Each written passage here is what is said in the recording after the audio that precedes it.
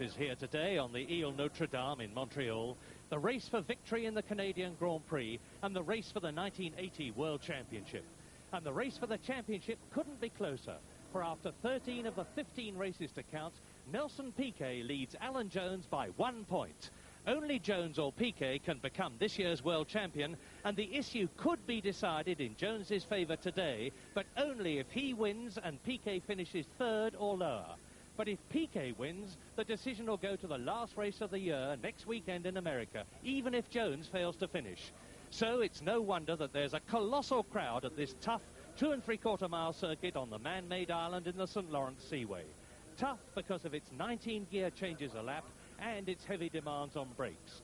Last year, Alan Jones won, with Piquet within seconds of him in the then new Brabham, until he had to retire a few laps from the end. So they're both masters of the course, and after 2 days of practice, they're both on the front row of the grid. And there is Alan Jones, second in the World Championship. 4 wins this year, but only 3 of them to count. Second fastest in practice, and there is the man that was quickest in pole position, leading the World Championship in only his second full season of Grand Prix racing, Nelson Piquet in the Brabham Ford, the brilliant young Brazilian. It's an absolutely storybook end to the Grand Prix World Championship of 1980. So, the Canadian Grand Prix, it's a long, tricky race, and here we go into the warm-up lap. On the left, Nelson Piquet. On the right, Alan Jones. James, you know this circuit. Yes, well, the circuit's a windy street circuit. It was built after they used the island for Expo and I think a bit of the Olympics. And it's safe. It's fairly slow, but not as slow as most street circuits. It's twisted. It's got a lot of premium on brakes. But above all, it's a hard one on drivers. Hard work physically. But ultimately, we've got the perfect setup here. On the front row, the 2 World Championship leaders, which is as it should be. So those should be the guys off first of the race. We've got 1 point splitting them. Piquet is the man in form. His car, the Brabham team have found some extra speed with the car by moving the suspension a couple of races back. Piquet has definitely emerged. He's 3/4 of a second quicker than Jones. But when you get to this stage, although Piquet is the man in form, it really comes down to the man who gets the lucky breaks, because it's too close to split otherwise. Well, I'll tell you this, it's quite cool at Montreal, and the drivers will have to be very wary over tyres at the beginning of the race. They've just got this 1 warm-up lap to get them warmed, and you can see that a lot of them have been moving about on the circuit to try and generate some heat. There is young Mike Thackwell, incidentally. He's just qualified. He's got on to the last row of the grid, and Jody Scheckter, the world champion, has not qualified, but Mike Thackwell becomes the youngest driver ever to qualify and take part in a World Championship Grand Prix.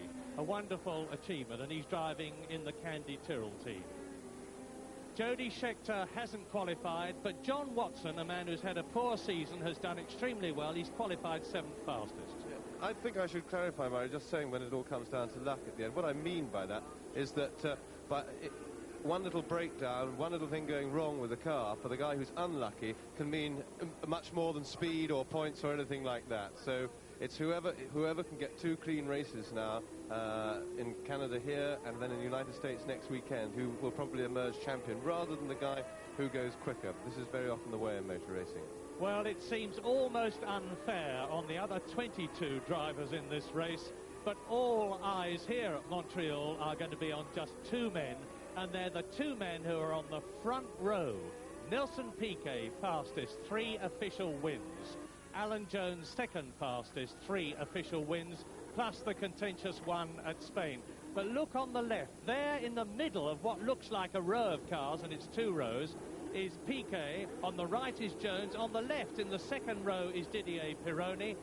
Those lights will flash. We're waiting for all the cars in the background to come up, and then the lights will go, and the tension is rising as ever. Watch the lights, the red, and then the green, and then the 70-lap Canadian Grand Prix will be well and truly on. It seems a long time. It's go.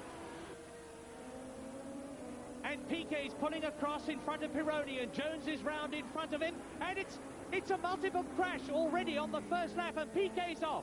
The rest of them are streaming through. Jones is away and in the lead, and in the background, Rosberg. And there's the Candy Tyrrell car of Jarier. And Daly's out. Daly's out for the 4th race in succession. And there is Villeneuve's car. Gilles Villeneuve, and Piquet is definitely out of the race. Now, are they going to stop the race? Yeah, Murray, the track looks pretty well blocked. They're never going to move all those cars in time. Too many rescue vehicles. They're going to have to stop this race, which, of course, because the race won't have completed a lap, means that the whole thing, there's Emerson Fittipaldi getting out. He was in there as well. There's Villeneuve just trotting away from his car. But that means, of course, that the race nowadays, since 76 when they changed the rules, can start again completely. It's completely ignored. Here's Jones cruising around. The red and the yellow and the oil flags crossed means that the race has been stopped. They'll find a red flag at the start-finish line. All the drivers know. Well, the interesting thing is going to be, what are they going to do about T-cars? There is Villeneuve running, there's Jarier running back, and Daly and Fittipaldi. Now, most of the teams have got spare cars. Is Alan Jones's car damaged? Piquet will certainly have to go out in the T-car. That's assuming all the drivers are okay. We don't know for sure yet that they are. We haven't heard any news that there's any driver problems. But we do know, as the drivers come in, the ones that are left, to reform, that Piquet is certainly in trouble with his car. Now, let's look again. Yeah, we've got a replay here. Now, Piquet didn't make that good a start, which would have helped. Peroni is storming through on the inside of him. Piquet moves to block that, which he does very well. Jones is about level with him. Now, Peroni is locked out, and Jones is really squeezing Piquet because he wants to line up for the left-hander that follows this little right-hand kink.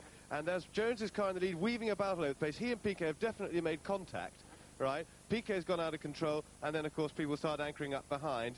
Bits flying off the cars all over the place, but to me, it was, although we didn't actually see it, it looked pretty clear that Jones and Piquet had made contact there, just out of our shot, and as they came into view, they were both wobbling as a result of that contact. Jones managed to keep it all together and get going. Piquet started bouncing on the wall, and all the problems that follow on with people anchoring up and other cars going over each other.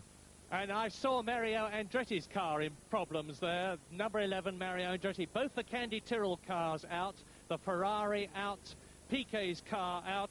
So it's a real multiple pile-up. And look at the mayhem there. Now, there's going to be a long, long delay while they clear those wrecked cars out of the way, get the people in the T-cars and back into the race. Yes, as I understand it, Murray, they are now... here we have another look at the accident again. Again, you see Piquet snake a little bit, goes to block Peroni. Jones and he are absolutely level. Jones slightly having the advantage. There they are. There's the touch. Jones's car weaving about the place. Watson comes through okay there. And Piquet hits the wall. Oh, what a mess. Still, they can all go in their T-cars now. The rule's been changed. This race is as if it's never happened, so Piquet has this second chance now, and of course all the other people who had damaged cars, to get out in their spare cars and start the race absolutely clean, because the rules ignore it. And that's Mario Andretti's very, very broken motor car. And now, 40 minutes later, the debris has been cleared away. The circuit is clear. It's ready for racing again. The drivers are out in the T-cars, all of which, of course, have been properly set up in practice. There was a problem, we thought, over Piquet's elbow, but it's apparently all right. And now we're waiting for the second start of the 1980 Canadian Grand Prix. In the middle, Piquet. On the right, Jones. On the left, Peroni. For the second time, go. Now Peroni tries. Peroni's ahead of Piquet. Jones goes ahead of Piquet. And Alan Jones is leading on lap 1. It's a clean start this time. They're all away. Rosberg last. Jones streaming away. And in second place, it's Didier Peroni in the Ligier. In third place, it's Nelson Piquet in the Brabham. In fourth place, it's Giacomelli, the young Italian in the Alfa Romeo. So Jones, Peroni. There is Piquet. In fourth place is Giacomelli. In fifth place is Reutemann. In sixth place is John Watson in the McLaren, who was great in practice, seventh fastest. There he is. In eighth place is Hector Rybak. And Alan Jones now is leading on the first lap with another 69 laps in front of him and in command. Yes, absolutely perfect situation for Alan Jones. He's got Peroni between him and Piquet, which is exactly how he wants it. He'd sooner have more, but he did well at seeing that Piquet had the pole. And he's now got to hope that Piquet, of course, will be feeling things out a bit, because he's out in his spare car, which he may well not have done a lot of mileage in practice, just checked it out and had it set up. But he'll start to get going as his tyres warm up. In the meantime, Jones will be taking it pretty steady, because he's the one who's protecting the lead, feeling it out, whilst trying to build what he can before Piquet gets past Pironi, if he's going to be able to do that. Well, Didier Pironi, the man who is going to Ferrari next year, in second place, but Piquet now right with him, with the nose of the Brabham tucked under the rear wing as they go into lap 2 of the Ligier, and Piquet closing right up on Didier Pironi, the man who won the Belgian Grand Prix. And Piquet is challenging. He looks as though he's got the legs of Pironi. He's challenging as they come down to the fastest part, and he's up into second place. A beautiful